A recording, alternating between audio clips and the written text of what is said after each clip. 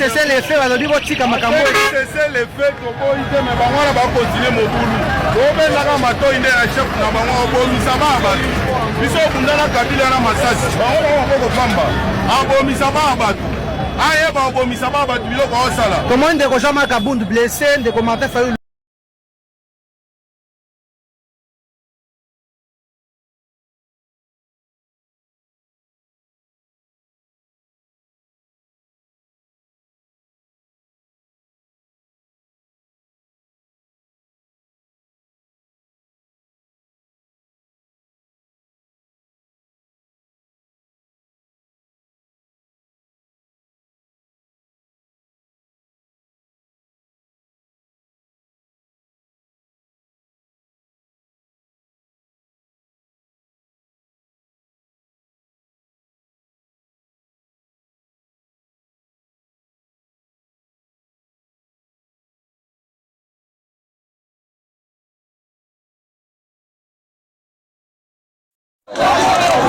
on a beau changer de constitution au moment, 90% du peuple congolais.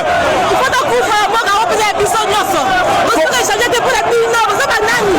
Je t'habille à Kéréa, on va connaître. Vous devez avoir la paix, on construit la mort à fatigue. Congo est en royauté.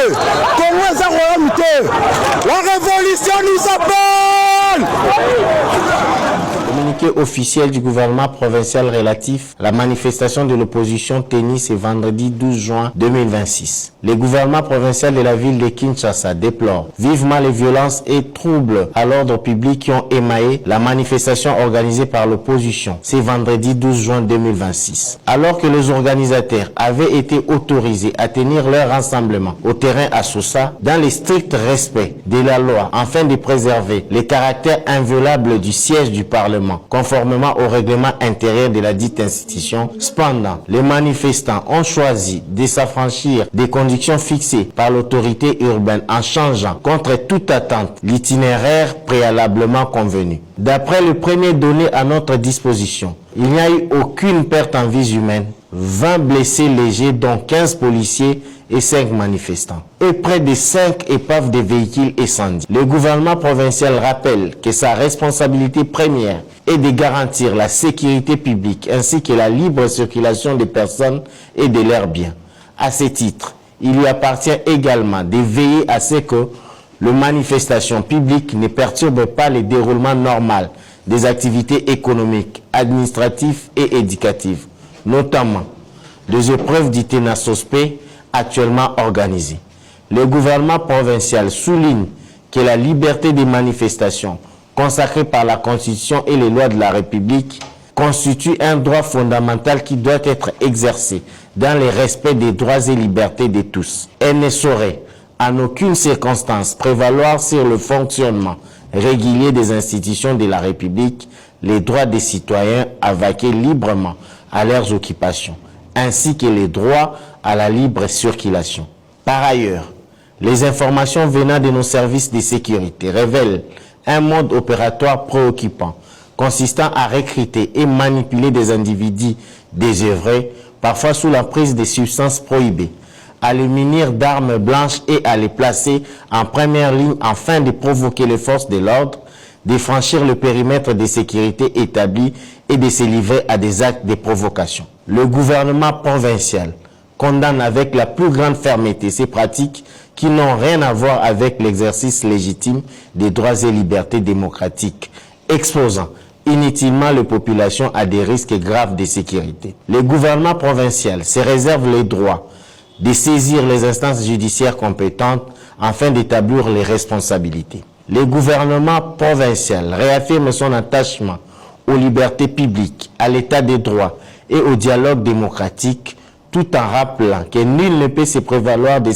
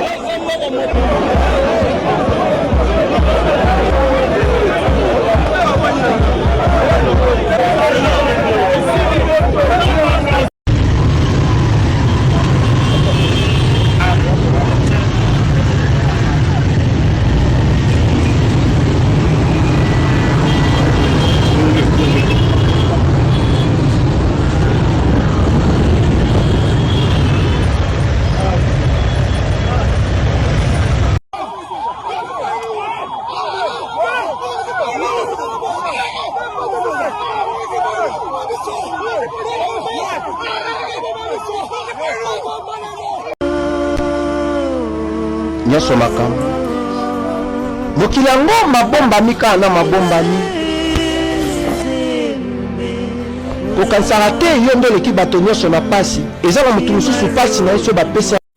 Actuellement président Sesanga batu kobeta ye bale na lokolo bamemi ye mbango na hôpital ya cinquantenaire place oyo azali interné balobaki ezalaki opposition à pete, opposition à nzala. Batieli biso tout un arsenal militaire.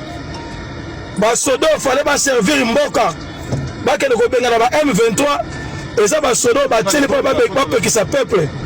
Qui aurait cru que Tshisekedi asala makambo asali lelo kotia ba poulouche ebele, plus de 15 000 policiers, tout un arsenal militaire pour empêcher l'activité de l'opposition. Actuellement, le président Sessanga Bakene à cinquantenaire, il est gravement blessé. À Soubapal na makolo, to yebite sur mon contribution à survivre. To tiki na maboko nzambe parce que le président Sessanga a tout cas balle na lokolo. Babeti licence na lokolo. Actuellement, babeti président Fayoulou, licence président Kabound heureusement nzambe bikisi et quoi pas président de l'ICE Sanga. Badeko balandi toali bongo na balabala monene puis on voit parti décidé à mon programme la kamaki la kamaki on va sangana ensemble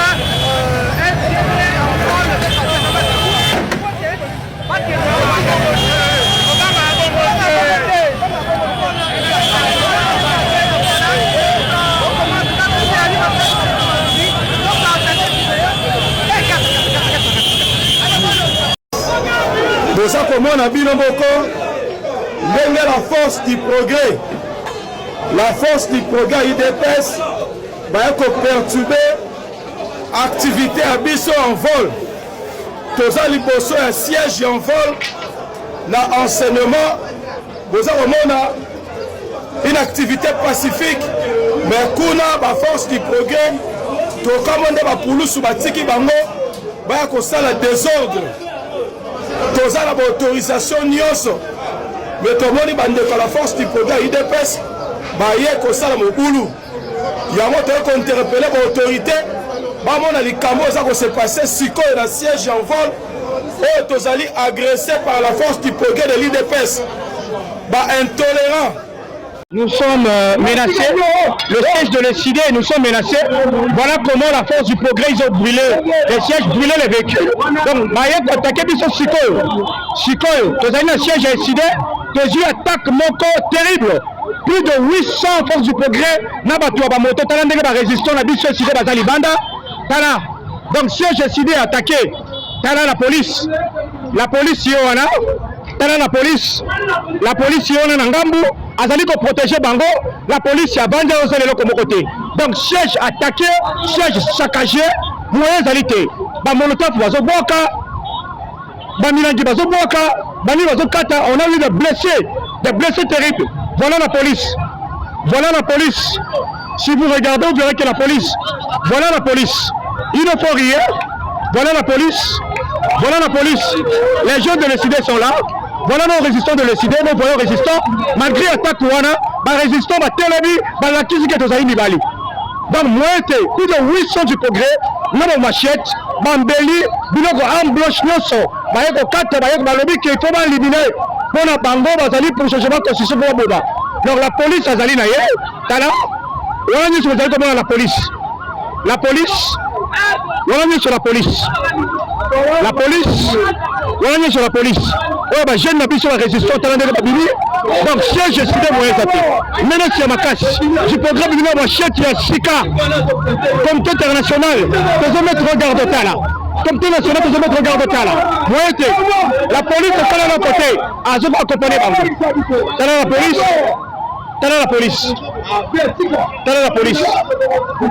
police. Ouais, bah, jeune qui soit résistant, ça va, jeune décidé. Ma jeune résistant est décidé. Voilà, donc nous sommes menacés. Nous sommes pas mourir. Nous sommes menacés, telle la police. La police, ça c'est de l'autre côté. Donc, si je suis menacé, les policiers sont temps pour nous protéger. Voilà. Donc, le siège de l'ECD attaqué tout de suite au moment où je vous parle. Je ne sais pas s'il est 17h. Donc le siège ECD attaqué sauvagement. On a eu des blessés. Force du progrès. Et les sont machette, ils ont moyen zaté.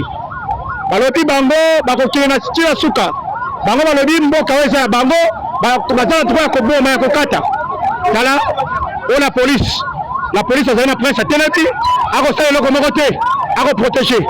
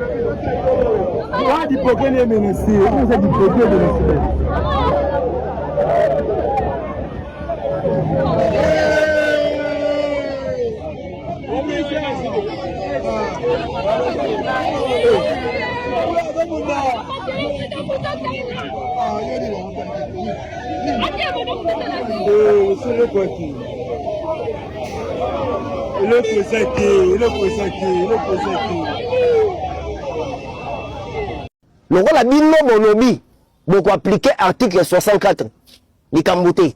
Biso IDPS, ça c'est ligné pour la démocratie et le progrès social, Marc Tshisekedi. IDPS en sigle. Le rôle a bino beaucoup appliqué article 64. D'ailleurs, biso la base triomphale, biso neto appliqué article 64 mais aligné à 2.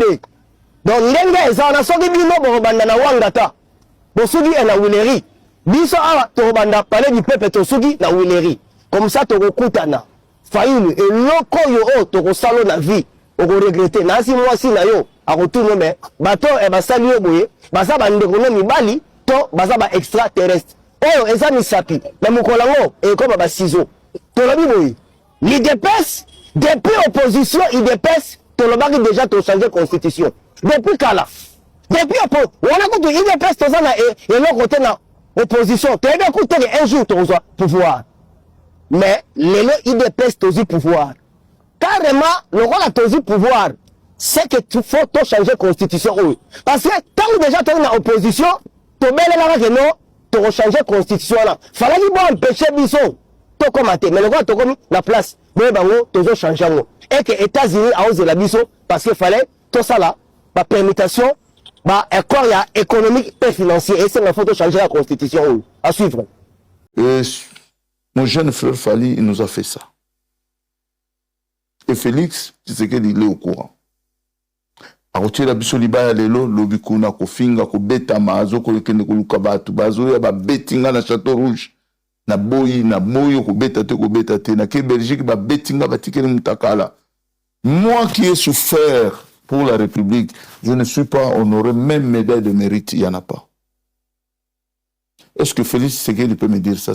Nous serons contents de tout ça, l'humiliation que moi, Babin, j'ai eu.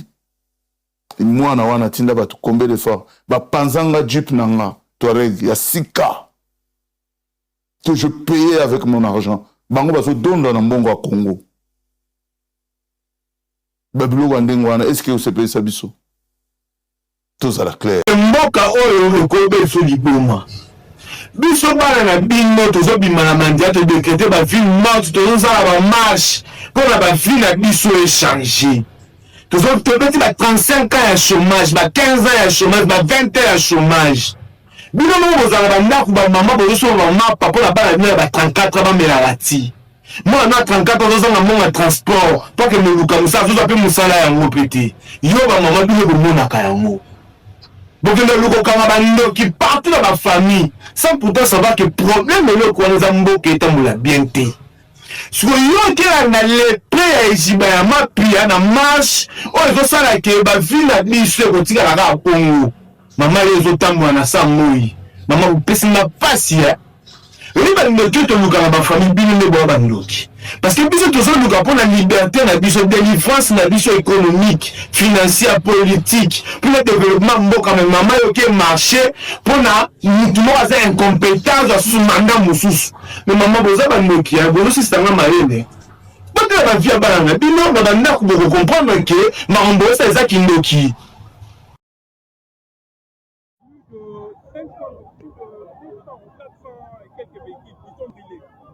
Nous pouvons compter au juste plus de des 200 morts, et sans compter des blessés. Et donc, nous avons été envahis par la police de M. Tshisekedi, qui est venu justement donner les sièges de l'opposition. Et les forces 24 continuent la lutte. Parce que nous n'allons pas reculer. Nous continuerons cette lutte jusqu'à ce que M. Tshisekedi, avec tous ceux qui l'entourent au pouvoir, ne puisse pas parvenir à changer la position de l'Afrique. Et je pense que autant de morts, autant de blessés, tout ça parce que le peuple est déterminé à ce que la constitution de la République ne soit pas changée.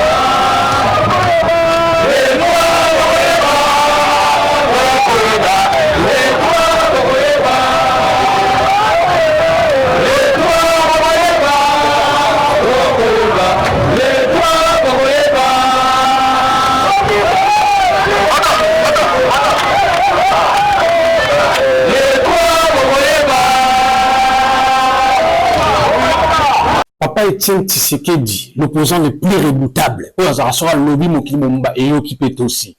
À l'époque, à Mobutu, à Singaba ville morte, mais Mobutu, le dictateur, a tikala jamais pour ça les locaux. 11 heures, au fond, on a rencontré ville morte. À l'époque, il y a Joseph Kabila, toujours papa Etienne Tshisekedi, paix à son âme, n'a Félix Tshisekedi, opposant les plus dangereux au monde. On se bat la ville morte et belée. Mais Joseph Kabila, les tyrans, les Rwandais, selon cerveau à battre du progrès, n'a jamais fait ça pour contrer leur ville morte.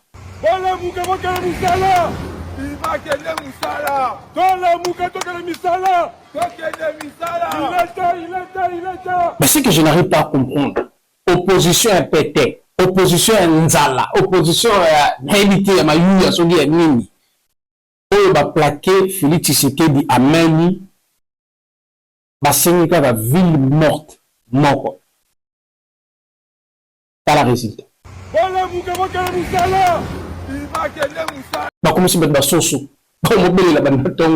Il est temps. Comment forcer le mec qui est ça là? Non, mais c'est un truc de barjo, c'est un truc de fou malade. Non, mais cette opposition, elle est trop forte.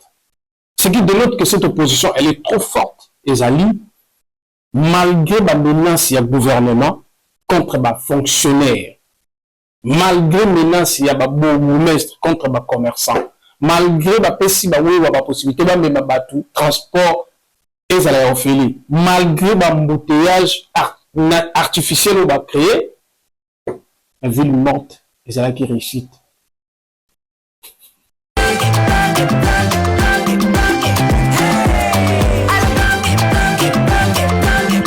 Oyoki elenge ya Congo, tapelema, tapelema.